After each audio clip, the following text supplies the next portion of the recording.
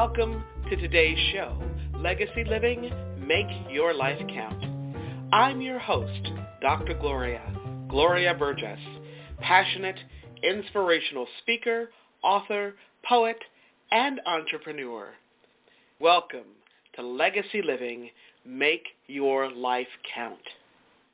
I'm delighted that you joined me today. I want to give a big thank you to those of you who are listening all around the world. I'm delighted and so grateful that you tuned in. I sure hope you're enjoying a fabulous day today and that you're having a fantastic week. Because in the grand song of the universe, you know what? Life is very short. It's short and sweet and very, very precious. So I hope you're making a difference in your own life, because when you do, you also make a difference in someone else's life. Now, a lot of folks want to make their life count for something, and they ask me, Dr. Gloria, how do you do that? Well, let me tell you, it is very simple, very simple. You make your life count day by day, step by step, moment by moment, every single day, 365, 24/7. That's what Legacy Living, Make Your Life Count is all about. Now, you can learn more about Legacy Living, Make Your Life Count by visiting the Gloria Burgess website. That's right, Gloria Burgess, the Gloria Burgess website. That's GLORIABURGESS.com, or by visiting Facebook. And that's facebook.com/DR for Doctor, DRGLORIABURGESS/PHD/. Today, I want to talk with you about you. Specifically, we are going to focus on one of the most important habits you can cultivate to keep yourself in tune with who you are. That's right, in tune with who you are and what you're here for. Now, why is this so important? Because when you are in tune with who you are, you can make a difference in your own life, spiritually, physically, emotionally, mentally, and intellectually. And you can also help others do the same. Okay? So, it's time to grab your earbuds and put on your walking shoes if you're a walker or a jogger or a runner, or maybe it's time to reach for a nice, tall, cool glass of water, or make yourself a cup of tea or coffee. Put your feet up and relax in your favorite chair. Whatever you decide to do, make sure that you take notes, either mental notes or that you have a pen and notepad close by, because you want to take some notes today. We're going to have a great time. Now, before I jump into today's show, I want to take just a moment to welcome you. So if you're joining us just now, I'm your host, Dr. Gloria, and this is Legacy Living, Make Your Life Count. I'd like to extend a special welcome to those of you who are joining my show, or if you're joining Talk Network Radio for the very first time. Let me tell you, you are in for a very special treat. I'm excited to have you listening today, and I'm deeply honored that you've allowed me to be part of your day so you can be inspired by ideas and resources to make your life count.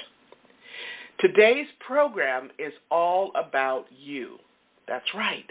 It's all about you. And our special focus today is cultivating the habit of being in tune with who you are and what you're here for.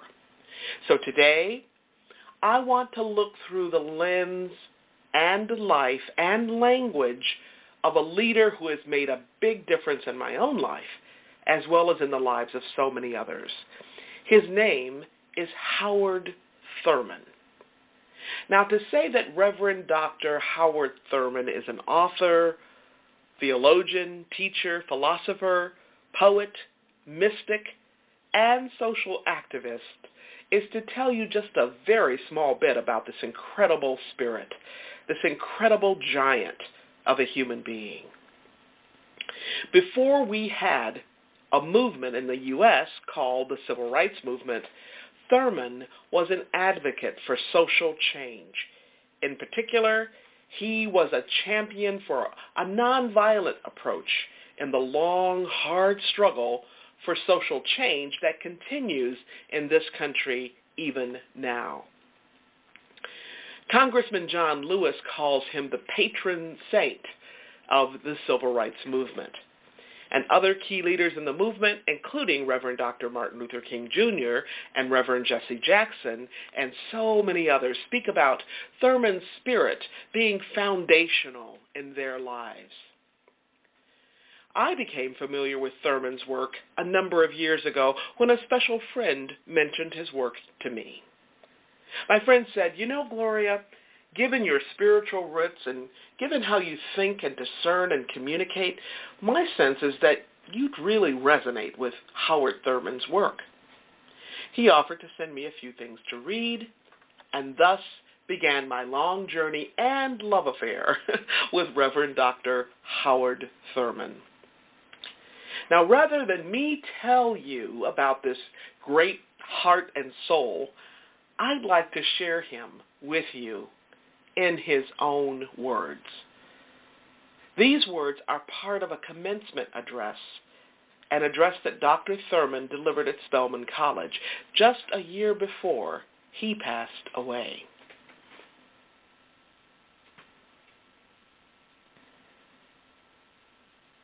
There is in every person something that waits and listens for the sound of the genuine in herself. There is in you something that waits and listens for the sound of the genuine in yourself. Nobody like you has ever been born, and no one like you will ever be born again. You are the only one. And if you miss the sound of the genuine in you, you will be a cripple all the rest of your life, because you will never be able to get a scent on who you are. Do you remember in the book, Jesus and his disciples were going through the hills, and there appeared in the turn of the road a man who was possessed of devils, as they thought.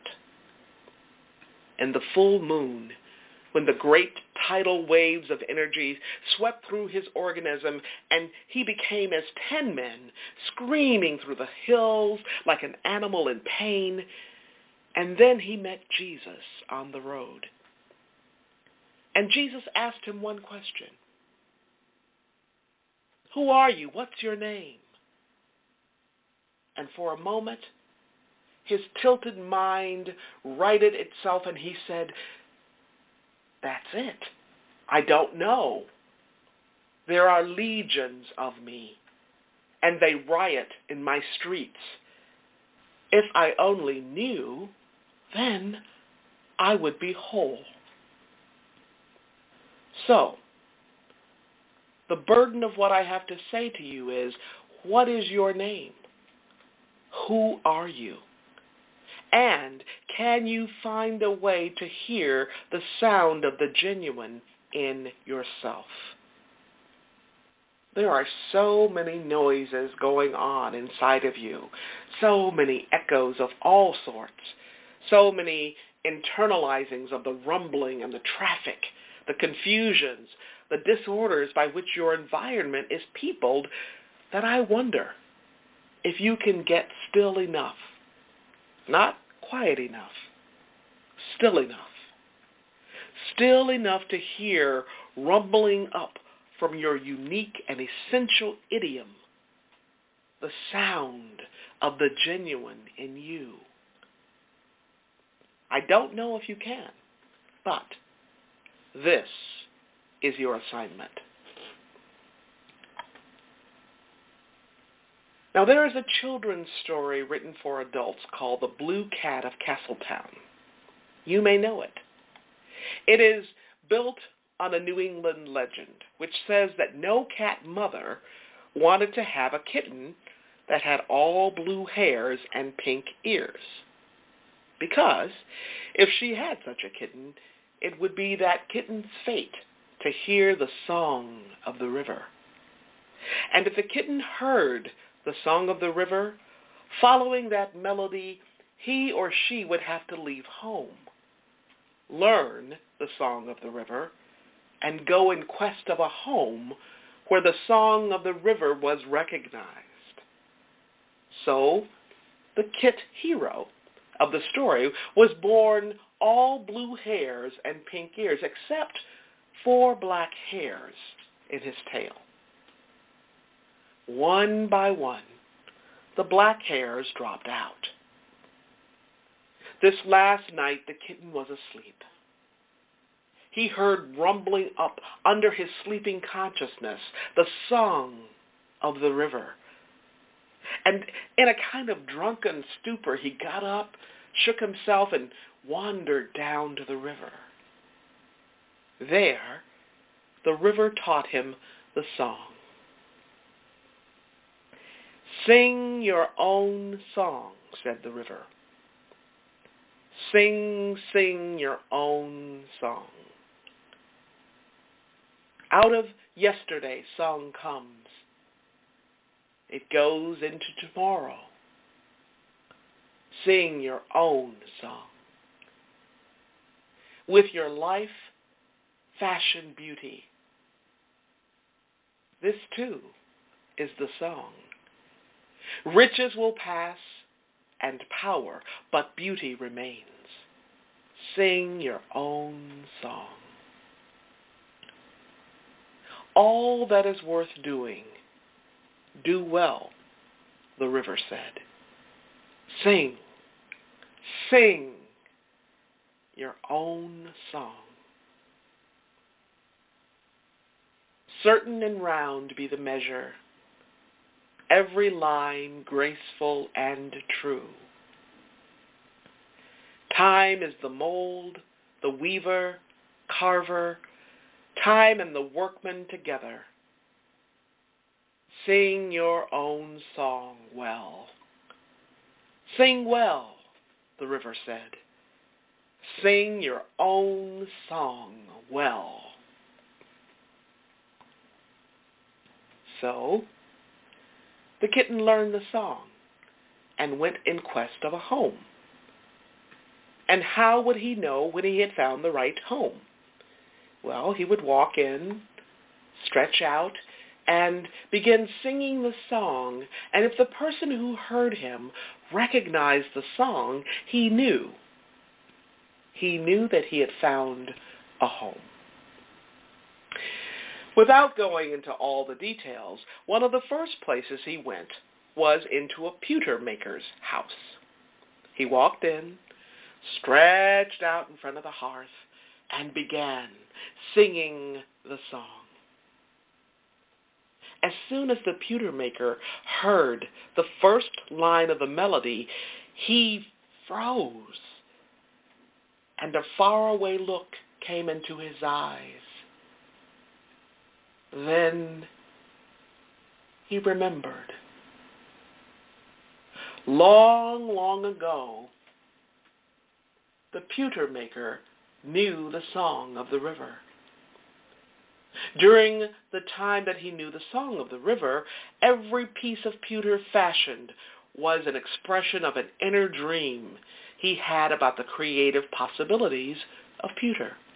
He was so proud of it, until he put his imprint motto on the bottom so that everybody would know that he who knew the song of the river had stamped the pewter.